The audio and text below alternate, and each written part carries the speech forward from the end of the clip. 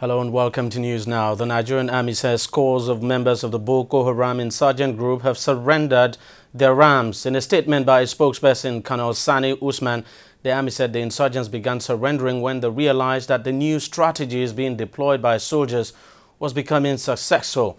The Army said the new strategies employed included sustained offensive operations, preemptive airstrikes by the Nigerian Air Force, and routes blocking by ground troops.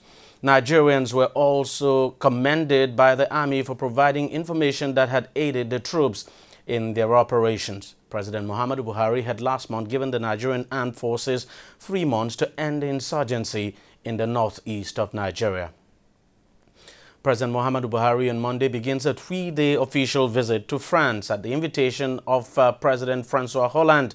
In a statement by presidential spokesperson Femi Adesina, President Buhari's talks in Paris with President Hollande and other senior French government officials will focus on further strengthening and consolidating ongoing bilateral cooperation between Nigeria and France in the areas of defense, security, trade and investment. The Nigerian president is also scheduled to visit the headquarters of MEDEF, France's largest federation of investors and employers. He'll conclude his visit to France on Wednesday and return to the country the same day. Over 8 people have been confirmed dead after a school building collapsed while students were receiving Sunday classes in Jos, Plateau State, North Central Nigeria. The private Islamic school identified as Abu Naima Primary and Secondary School in the Bukuru area of Jos collapsed on Sunday evening around 6:30 p.m. More than 30 children below the age of 10 were inside the building when the incident occurred. The zonal coordinator, North Central, of the National Emergency Management Agency, NEMA, Mohammed Abdul Salam, confirmed the incident, placing the casualty figure at 8 dead and 5 severely injured. The injured persons have been rushed to Plateau Specialist Hospital, Jos, for medical attention, he said. Abdul Salam added that rescue officials are currently at the scene and are trying their best to rescue and attend to the injured. He added that the casualty figure may rise as several other people were still buried in the rubble. No reason has still been given as the cause of the collapse. President Muhammadu Buhari has ordered the Nigerian Navy and the Air Force to secure the maritime environment and ensure uninterrupted activities in the nation's oil and gas industry, including fighting the menace of oil theft. The directive was given recently at a Security Council meeting. The Nigerian Air Force and the Navy have therefore resumed joint maritime operations for surveillance and patrol of the Gulf of Guinea to combat crude oil theft and other illegalities. Just last week, the Nigerian military said it will assist the Nigerian National Petroleum Corporation, NNPC, to prevent the cases of oil theft across the country. President Buhari says about 250,000 barrels per day of crude is stolen in Nigeria, which currently produces more than 2 million barrels per day. Now, days after imposing a ban on trailers and trucks from plying the roads at a certain time frame, the Lagos State government has come out to make clarification on the road law. In a statement signed by the Permanent Secretary in the Ministry of Transportation, Oluseyi Wenu, the government explained the section of the Road Traffic Law 2012, which restricts trailers and long vehicles and also the classes of vehicles. The government issued the ban saying trailers and trucks are not to ply the roads between the hours of 6 a.m. and 9 p.m. Now, this comes following the numerous accidents recorded in the state in the past few weeks, which has also led to the death of many. We'll take a short break here, and News Now will be right back.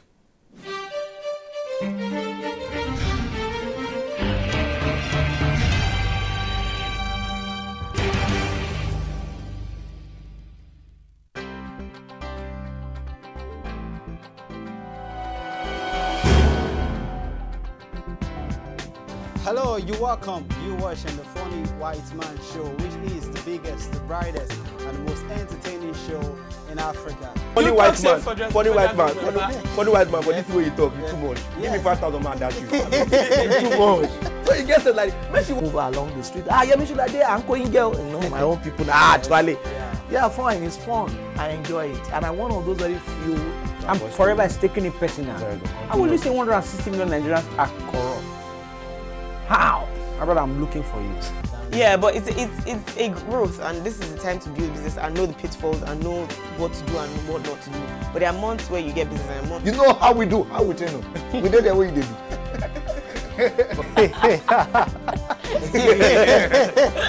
Hello, you welcome. You watching Trending Matters on the Funny White Man Show.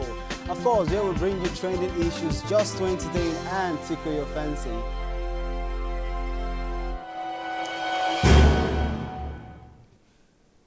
Welcome back. Nigeria's consumer inflation was at 9.3% year-on-year in August, up 0.1% from July, the National Bureau of Statistics has said. In its monthly report released on Sunday, the NBA said the nation's consumer price index, which measures inflation, stayed above the Central Bank of Nigeria's target upper limit. The report also said that on the average, consumers across the country paid 104 naira 48 kobo for a litre of petrol in the month of August. The statistics showed that despite the regulation and subsidy on petroleum products by the federal government, fuel still sells higher than the official price of 87 naira per litre across the country. Nigeria's inflation rate rose above the central bank's upper limit of 9% in June and is at the highest level since February 2013. The country has been hit hard by the slump in global crude prices, which has sent its currency, the naira, spiraling. The central bank has imposed increasingly stringent foreign exchange measures to prop up the naira, but investors are losing confidence. Last week, JP Morgan said it would drop Nigeria from its influential emerging market bond index due to controls on foreign exchange. Brent crude oil fell on Monday as weaker than expected Chinese data weighed on markets, adding to concerns that declining global demand would worsen a surplus of crude. Oil prices have fallen almost 60% since June 2014 on the largest global surplus in modern times and concerns about a slowing Chinese economy. Now, front Brent crude futures were down 38 cents at $47.76 a barrel. U.S. crude futures were flat at $44.63 a barrel. The International Energy Agency said last week that ongoing production cuts would lead to a rebalancing of the oil market by next year. Security forces in Egypt have mistakenly killed 12 people, including Mexican tourists, during an anti-terror operation, the Interior Ministry says. The tourists who were traveling in 4 vehicles were mistaken for terrorists by members of a joint military police and armed forces operation. Egypt's Ministry of Interior says the tourists entered a restricted zone in the Wahat area of the Western Desert. However, this has been disputed by a local tour guide. 10 Mexicans and Egyptians were also injured and are being treated in a local hospital. Mexico's President Enrique Peña Nieto has condemned the incident and has demanded an exhaustive investigation by the Egyptian government. Egypt has been battling Islamist militants for years. Attacks on army and police, mainly in the Sinai Peninsula, have escalated since Islamist President Mohamed Morsi was ousted in 2013. Australia will have a new Prime Minister after Tony Abbott was ousted as leader of the Liberal Party by Cabinet Minister and longtime rival Malcolm Turnbull. Turnbull will become Australia's 5th Prime Minister in 8 years. His victory follows months of infighting and crumbling voter support. In a hastily arranged party leadership ballot on Monday, Abbott, who had been plagued by poor opinion polls, received 44 votes to Turnbull's 54. Liberal MPs also voted for Julie Bishop to remain deputy leader of the party. Turnbull is expected to be sworn in after Abbott writes to the Governor-General and resigns. Over the past few years, he has consistently been seen as a preferred Prime Minister for Australia.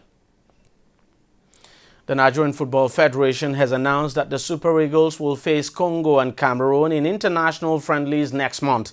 This was confirmed by the Nigerian Football Federation via its Twitter handle. The Eagles will play Congo in Brussels on October 8 before facing Cameroon at the same venue 3 days later. The friendlies will come as a welcome opportunity for new coach Sunday Oliseh to continue with his task of rebuilding the national team ahead of November's World Cup qualifiers against Djibouti or Swaziland. Oliseh's first 2 games in charge have brought mixed results, with a lucky 0-0 draw against Tanzania, followed by a more convincing 2-0 win over Niger in Port Harcourt.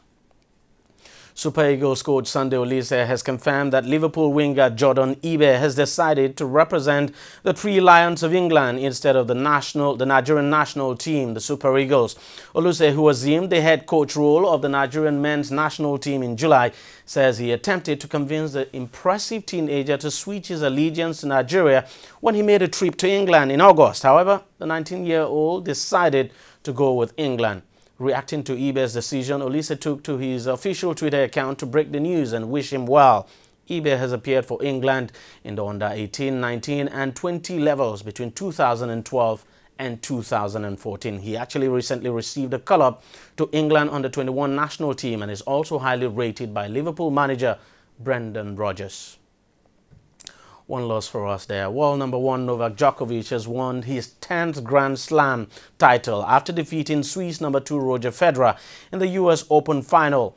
Djokovic beat Federer now 6-4, 5-7, 6-4, 6-4 in the tournament.